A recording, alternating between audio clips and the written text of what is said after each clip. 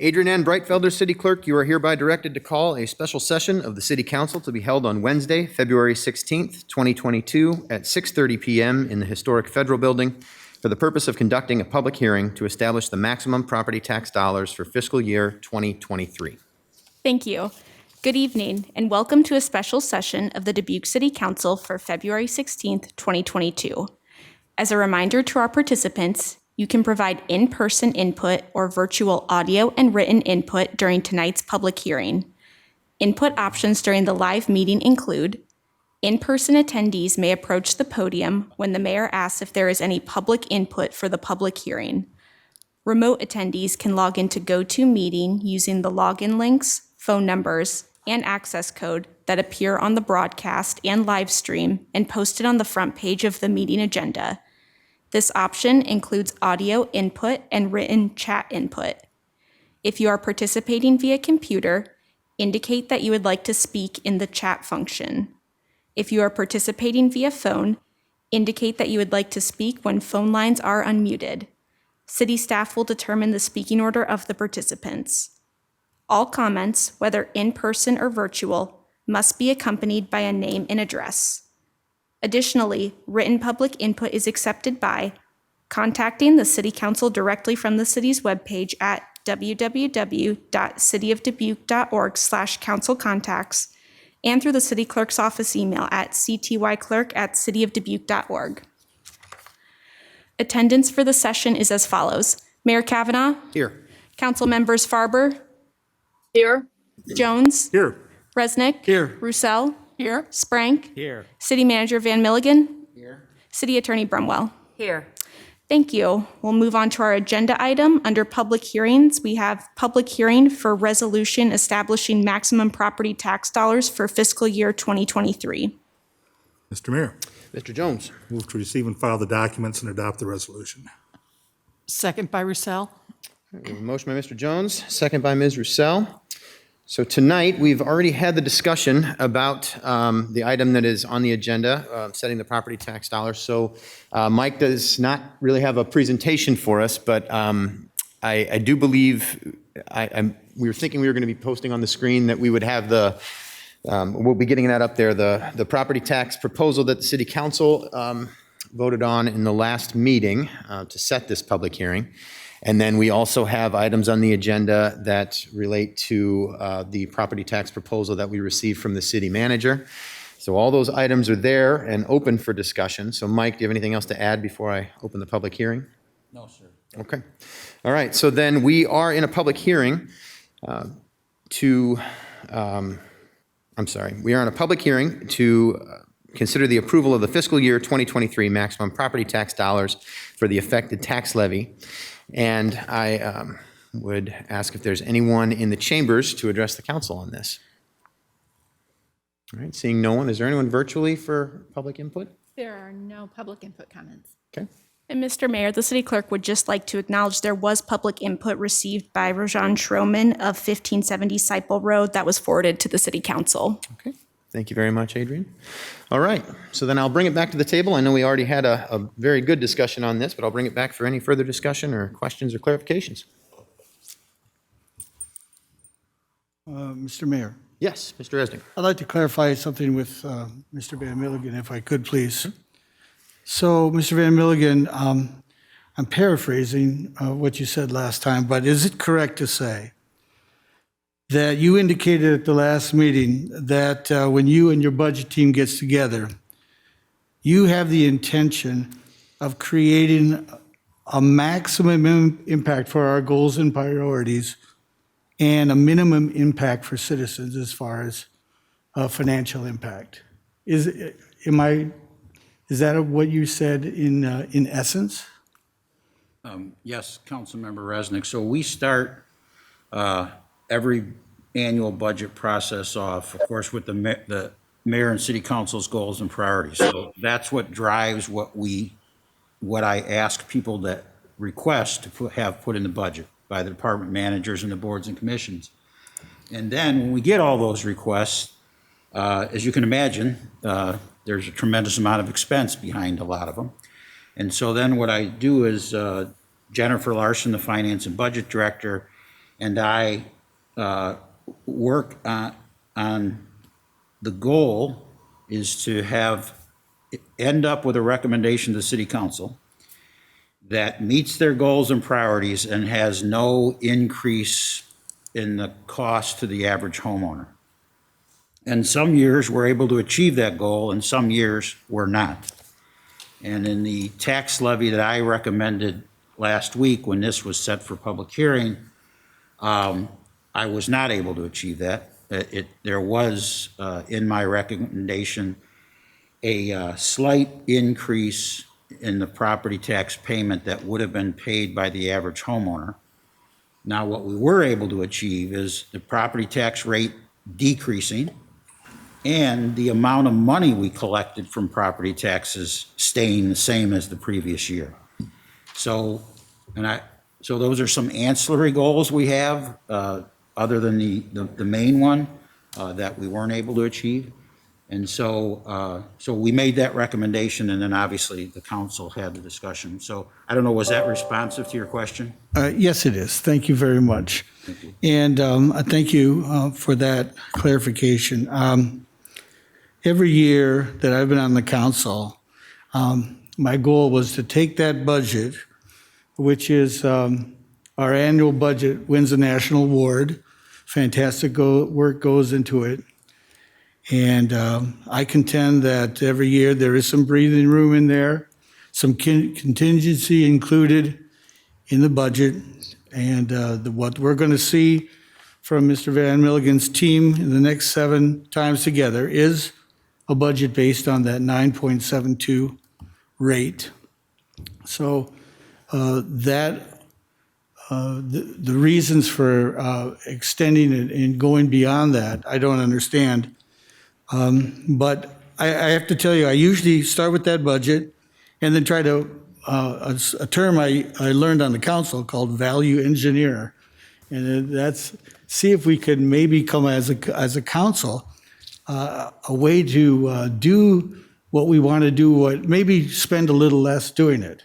So we start with that number, and I've always tried to see if we could do less for the citizens and even lessen that impact for the citizens. I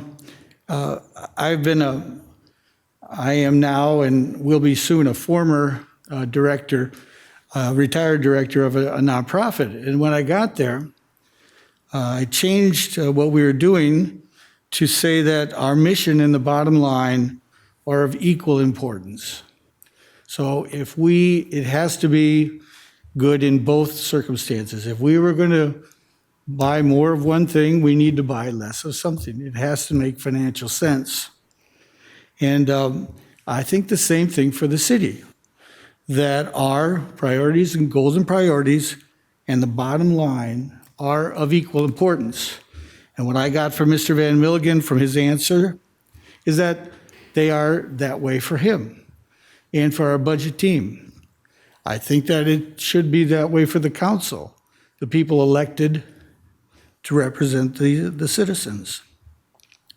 So as we get these improvement packages coming forth, there are going to be a lot of great things there that have gone through the process, of here's the intention of creating minimum impact and maximum impact on the goals, minimum impact on the citizens as far as cost, et cetera. So I think it's a better idea to stick with Mr. Van Milligan's and his team's original recommendation to do the 9.72%. And if we actually stick with that, I will gladly vote yes on the budget. And if we can not be tempted by these improvement packages, yes, there are going to be some great ones there, but we have to balance that with the things that I've talked about tonight. So I would have preferred to do the 9.72. I don't support a higher rate, which I think goes against these principles that I've talked about. But again, I will try to stay open-minded tonight as I hear from others. Thank you, Mr. Mayor. Thank you, Mr. Resnick. Ms. Russell? Thank you. I have a slightly different perspective, being on the council only in these last 2 years and knowing how, for us, those last 2 budget years have seen extreme changes from the start of the budget to the finish due to the pandemic and changes in federal funding.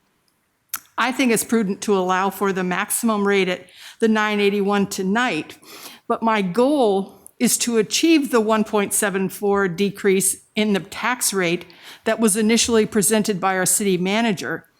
I want to make sure that we provide all the services that our residents expect and deserve, but not ask for $1 more than is necessary. I think knowing that the pandemic and the economy are still creating challenges for our residents and our businesses, we want to continue to review and work towards that initial presentation of the 1.74 decrease in the tax rate. But for this evening, I support the 981. Thank you. Thank you, Ms. Russell. Any other comments, discussion, questions? Mr. Sprang? Yes, I know I kind of pushed for the slightly higher tax rate. With my job in construction, I've seen nothing but constant price increases.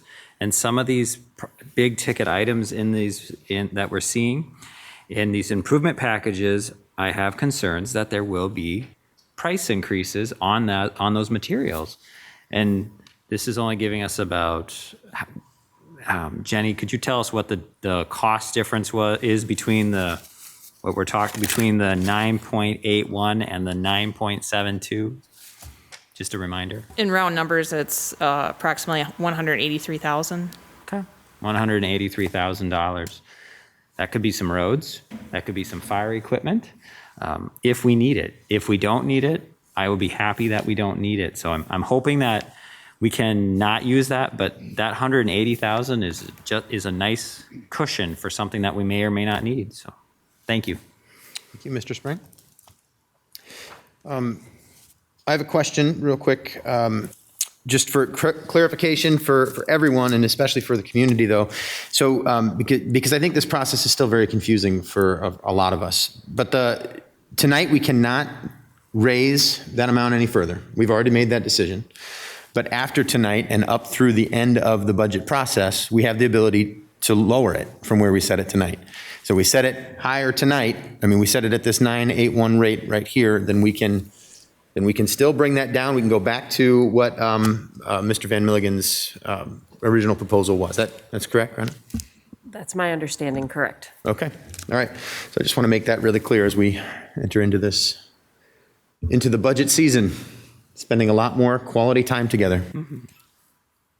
Any other discussion for the Mr. evening? Mayor. Yes, Mr. Jones. My comments are really the same as last week. This isn't a result of the council trying to reach farther. This is a result of some more unnecessary restraint placed upon cities by the state government of Iowa.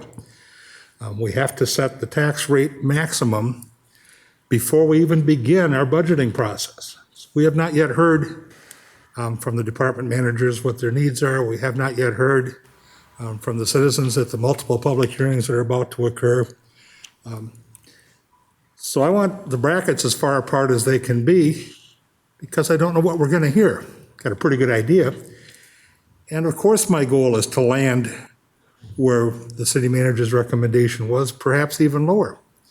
But I'm sure not going to slam the door with my fingers in the jam, which is what we'd be doing by not allowing us this $180,000 of wiggle room.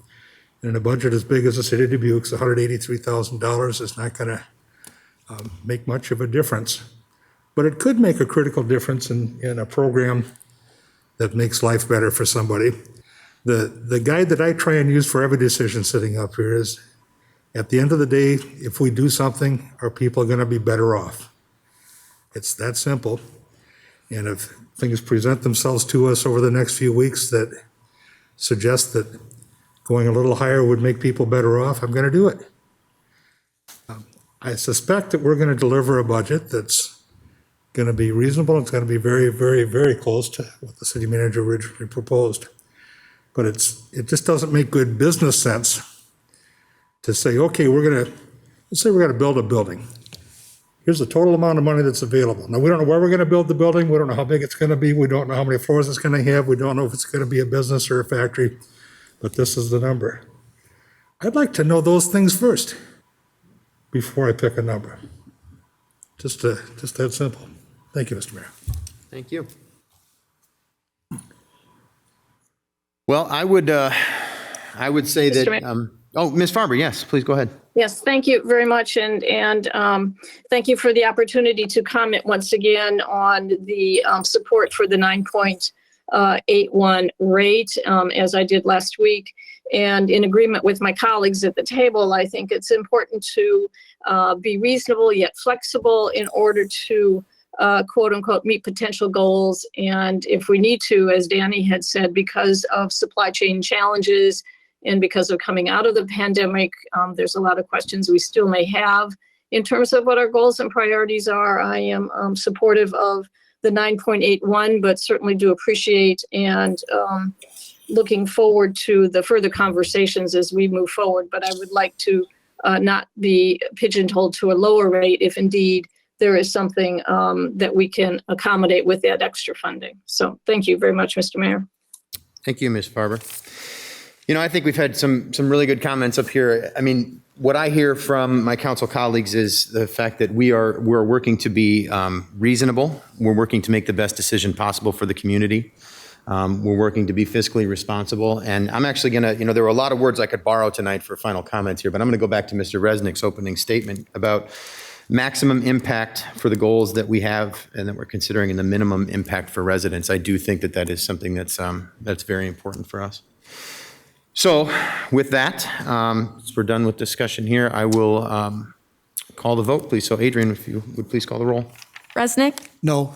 Roussel, Aye. Kavanaugh, Aye. Sprank, Aye. Jones, Aye. Farber. Aye. That motion passes 5-1. So with that, that's the last thing on our agenda for tonight. So I'm looking forward to budget hearings coming up here. I invite the public to tune in with us. We'll be here many nights throughout the month of March to be able to discuss this and look at each different department and all the different proposals that are in the budget. And then again, at the end of March, final discussion on what our final decision will be. So with that, and seeing no further business on the agenda, we will stand adjourned.